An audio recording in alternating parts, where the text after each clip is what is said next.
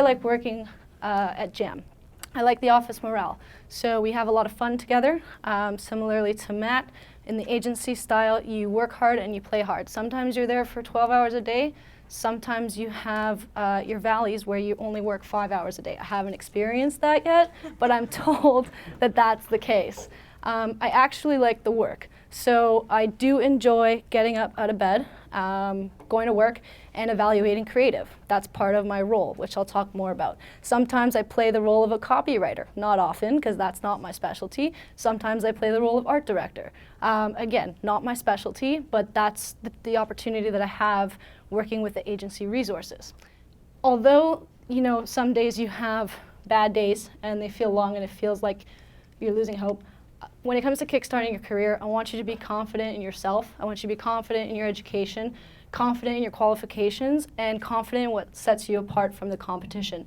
If we revert back to education, for Penguin Pickup, I beat out a university grad. I don't have a university degree, but they trusted my skill set and everything that I had brought to the table over a piece of paper. So that's something to remember.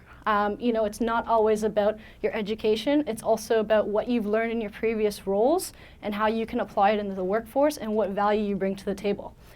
So now that you're confident in your ability to get the job, there are things to be mindful of before you apply, or I guess when you're finding a job. One way that I think works really well is networking. Job fairs, your current job, industry events, conferences. If you work customer service, high level, barista, if you're customer service at a gym, if you are a server, take the opportunity to speak to who you are interacting with on a daily basis. There's not one member at the Good Life gym that I worked at in customer service that didn't know that I was graduating and didn't know that I was looking for a job. Almost everybody who walked in who I saw on a consistent basis knew that I was graduating and looking for a job. And that's how I found my job.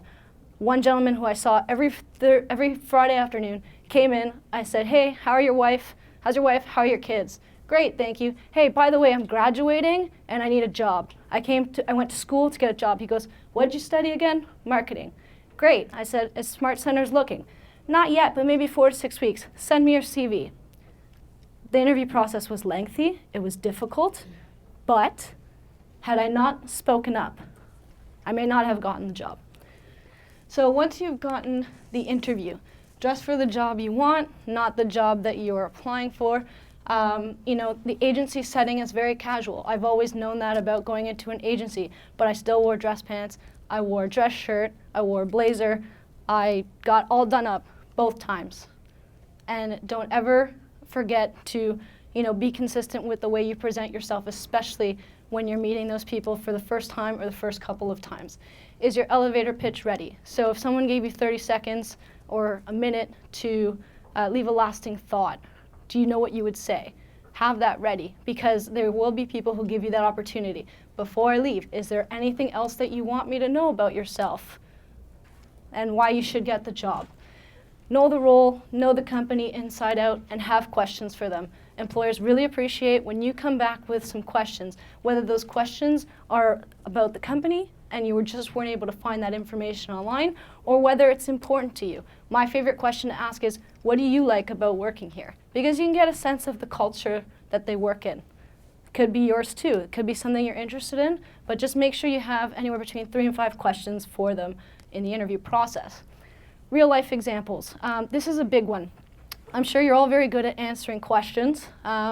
Hopefully, you know, you stay on topic when you get asked a question, but always back it up with real life examples, whether that's at work, whether it was an experience in the OCMC, or if you went to Vanier.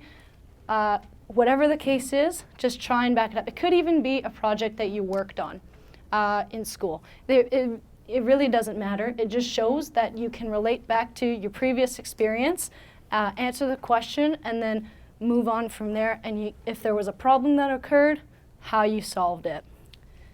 So the last thing I do want to leave you guys with is a quote from Jay Danzy. It says, "Your smile is your logo, your personality is your business card. How you leave others feeling after an experience with you becomes your trademark." So make sure that the trademark that you've left with your colleagues, your professors, your classmates, is a very strong representation of who you are. because at the end of the day, if you've left them with something that they feel good about, to Matt's point, they will vouch for you.